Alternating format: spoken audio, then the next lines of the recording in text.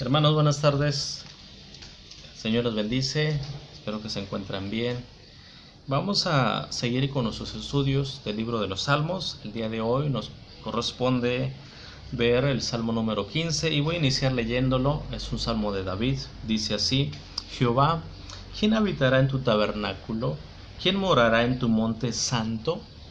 El que anda en integridad y hace justicia, el que habla verdad en su corazón, el que no calumnia con su lengua, ni hace mal a su prójimo, ni admite reproche alguno contra su vecino. Aquel a cuyos ojos el vil es menospreciado, pero honra a los que temen a Jehová. El que aun jurando en daño suyo no por eso cambia, quien su dinero no dio a usura, ni contra el inocente admitió cohecho. El que hace estas cosas no resbalará jamás. El Salmo 15 es el contraste al 14 que vimos la semana pasada, en donde hablaba del impío. Y al igual que el Salmo 14, el Salmo 15 es un salmo didáctico. Es una instrucción para aquellos que desean tener acceso a Dios. Y por eso inicia con la pregunta: ¿quién habitará en tu tabernáculo? ¿Quién podrá vivir en tu santuario? ¿Quién puede vivir en tu monte santo? Y el mismo Salmo responde: aquel que anda en integridad. La Biblia de Jerusalén traduce como aquel que anda sin tacha. Muy similar, la versión NBI dice: solo el de conducta intachable. Solo el de conducta intachable. Ahora pregunto, ¿quién es intachable? ¿Quién es recto? ¿Quién es justo? ¿Quién es íntegro? ¿Quién camina con Dios todos los días? La pregunta, o más bien, en el Antiguo Testamento hay muchas personas que cumplían con este parámetro. O sea, que eran justas y que eran íntegras. Recordemos que todavía no está el Nuevo Testamento, pero sí ya existe el pueblo de Dios, la iglesia, en aquellos hombres y mujeres de fe. O sea, muchas personas podían tener acceso a Dios. Este salmo no es como una camisa de fuerza que nos lleva a decir no puedo entrar o no podían accesar. Más bien es una promesa para los hijos de Dios, para aquellos hombres y mujeres, fieles al pacto y creyentes al pacto de Dios. Podían entrar y entraban con libertad, entraban con seguridad, con confianza y con fe. Llegaban y accesaban a Dios. No está hablando del sacerdocio, ellos habitaban y vivían cuando ya se construyó el templo. Está hablando de aquellos que son invitados del pueblo, de la nación en general. Y reitero, entonces eran aquellos hombres que vivían de una manera, que vivían por fe, que vivían su fe, una fe viva, una fe activa, no una fe muerta. Eran creyentes, no vivían buscando ganarse el favor de Dios. Dios ya había manifestado y prometido y concedido su gracia y su favor en su pacto. Repito esto: Dios ya había prometido y concedido su gracia y favor en su pacto. O sea, ya era su Dios, ellos eran su pueblo y ellos creían esto. Creían en la promesa de Dios: yo soy tu Dios y el de tus hijos, yo seré tu Dios y tú serás mi pueblo. Vivían por fe y venían con esa fe y por esa fe a la presencia de Dios. Repito, vivían su vida cristiana, voy a ponerlo así en nuestro contexto, por ser hijos de Dios, no para ser hijos de Dios. Venían como pueblo, no para ser pueblo de Dios. O sea, ya eran justos. No estoy hablando de personas que no pecaban, pero sí de hombres piadosos que buscaban agradar a Dios y obedecían la ley de Dios. Detrás del Salmo y de los Salmos, recordemos, está el Pentateuco, está la ley, está la palabra de Dios. Entonces, puede habitar todo aquel que es obediente a la ley de Dios, aquel que es justo. Y la Biblia cita y habla por nombre de personas así. Por ejemplo, Abraham, Lot, el mismo David, el autor del Salmo, Noé. Génesis capítulo 6 versículo 9 dice de Noé lo siguiente: Noé era un varón justo, era perfecto en sus generaciones.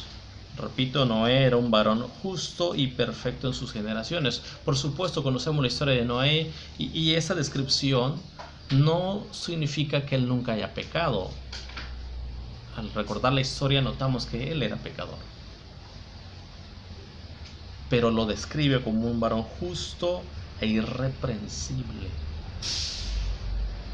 perfecto en sus generaciones. O sea, era un hombre que caminaba con Dios, que conocía a Dios y que creía en Dios. Era un hombre obediente. Ahora, en el Nuevo Testamento también hay dos personajes que quiero citar: Elizabeth y Zacarías. En Lucas capítulo 1 versículo 6 habla de ellos de la siguiente manera. Lucas 1:6 dice: ambos, Elizabeth y Zacarías, eran justos delante de Dios y andaban irreprensibles. Justos delante de Dios y andaban irreprensibles. O sea, la vida piadosa es posible para hombres y mujeres comunes como nosotros. O sea, podemos acceder a Dios si somos obedientes, al obedecer, al creer primeramente en lo que Dios ya hizo. Por supuesto, David, al ser discípulo de Samuel, sabía que Dios requiere obediencia más que sacrificios. Aquí, si notamos, el Salmo no habla de sacrificios, no habla de holocaustos, sino habla de integridad, de creer y ser fieles al pacto. Creer en la promesa de Dios de ser su pueblo, de ser nuestro Dios y de ser su pueblo.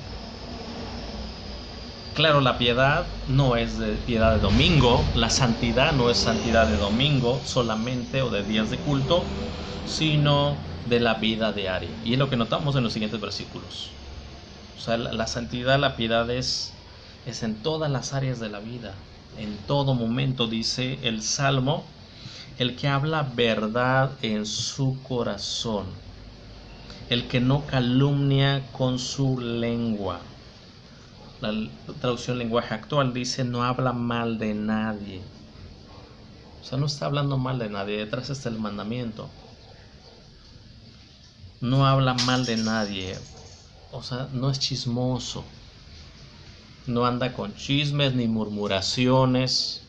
No habla mal de nadie. No hace mal a su prójimo ni admite reproche alguno contra su vecino. Otra versión traduce este mismo texto como: no humilla al que tiene cerca. No humilla al que tiene cerca. O sea, la vida de piedad es esa: no humillar al que tiene cerca, al vecino, al prójimo. No es altanero. Esa es la vida de piedad. Versículo 4 dice: aquel a cuyos ojos el vil es menospreciado. El vil, aquel que desprecia al vil. Ahora, ¿quién es el vil?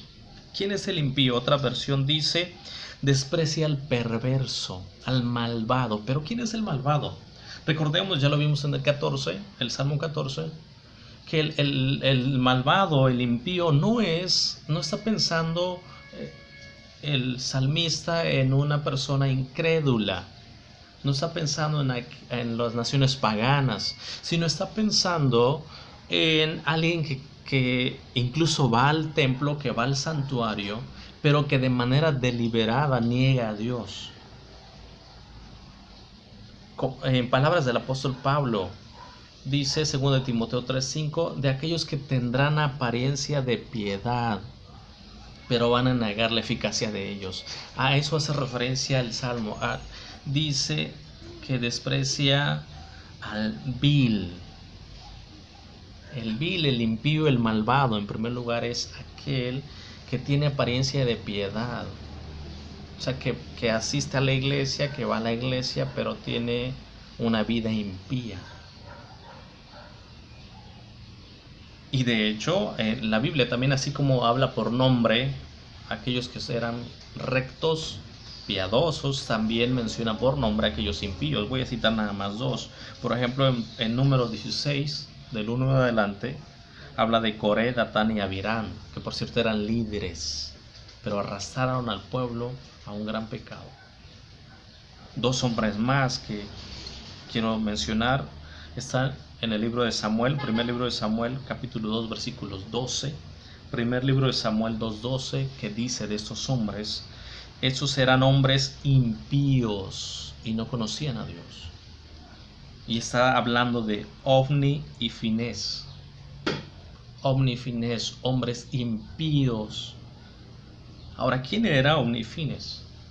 Eran hijos de Elí, eran sacerdotes, ministraban, aparentemente eran piadosos, pero negaban la piedad. Aplicaban o cumplían ellos lo del Salmo 14. Decían de manera deliberada: no hay Dios, Dios no ve, Dios no está aquí. Y regresando a Timoteo, Pablo aconseja de esos que tendrán apariencia de piedad, a estos evita. La versión lenguaje actual traduce como: no te hagas amigos de esa clase de gente. Por eso el Salmo dice: aquel a cuyos ojos el vil es menospreciado. O sea, desprecia al perverso. No te juntes con aquellos que dicen ser creyentes, pero dice Pablo que son borrachos, adúlteros, ladrones. A ellos, dice Pablo, ni siquiera comas con ellos, evítalos. Pero, por otra parte, dice el Salmo: pero honra a los que temen a Jehová, el que aún jurando en daño suyo no por eso cambia. O sea, dicho de otra manera, que cumple su promesa aunque salga perjudicado. Quien presta dinero sin cobrar intereses, jamás acepta dinero para perjudicar al inocente. Otra traducción dice: no acepta soborno que afecta al inocente. O sea, esta es la vida de piedad. Esta es la vida de santidad, una vida práctica todos los días y en todas las áreas. Está hablando de soborno, está hablando de no mentir, de no murmurar, de no ser chismoso. Esa es la vida de piedad, la vida de un hombre recto, de una mujer piadosa, de una mujer que como Elizabeth vivía, y Dios dice que ambos eran perfectos, que ambos caminaban rectamente. Dice: no aceptan soborno, reitero, y el que hace estas cosas no resbalará jamás. La lenguaje actual traduce de manera positiva: el que hace estas cosas vivirá siempre seguro. Vivirá siempre seguro. Entonces, en resumen, ¿quién habitará en tu casa? ¿Quién morará en tu monte santo? Aquel que ama a Dios y ama al prójimo. Amando a Dios y amando al prójimo todos los días. Por supuesto, recordemos que nadie es perfecto. Perfecto solo uno, solo Cristo. Cristo es el único que jamás pecó. Santo, perfecto. Pero recordemos también que somos aceptos en Él, que nosotros los gentiles, Cristo nos ha reconciliado, somos justificados y podemos llegar a Dios. Tenemos libertad para entrar en el lugar santísimo, todos y cada uno de nosotros.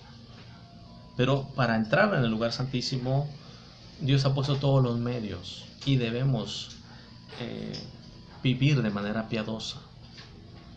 O sea, no un cristianismo mediocre, no una santidad a medias, no medias tintas, sino lo que está diciendo el Salmo. Reitero, no una santidad de domingo, de días de culto, sino de la vida diaria. Y quiero finalizar citando segunda de Pedro capítulo 1, versículo 3. Reitero, por aquellos o aquel que dice: es que no puedo, el pecado me domina. Y recordemos que no es que te domine el pecado.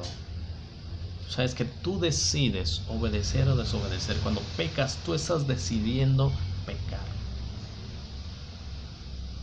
Y no podemos decir que no puedes. Y lo que dice Pedro, 2 Pedro 1:3 dice: todas las cosas que pertenecen a la vida y a la piedad nos han sido dadas por su divino poder. Todas las cosas que son para la vida, necesarias para la vida y la piedad, nos han sido dadas.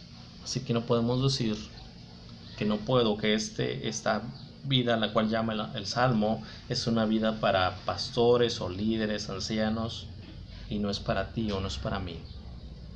La vida cristiana, la vida piadosa, fiel, es una vida para todos. Recordemos que sin santidad nadie verá al Señor. Así que no hay pretextos. Que el Señor nos siga bendiciendo y sea en sus vidas. Amén.